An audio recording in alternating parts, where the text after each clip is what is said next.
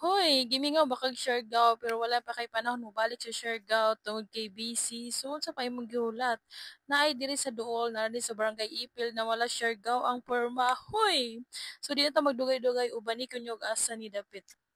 Pangakita gyud nako ani feeling gyud nako sa Siargao. So tara ato siyang sudlon. So mao ni iyang pasulod, di ba? Pag sulod pa nimo daan, wow, ma-amaze na ka. Na sila yung function room kana daw niya nato na siyang sudlon. So diri sa atas, so pag sulod nimo na siya dai pwede ka na maka-order.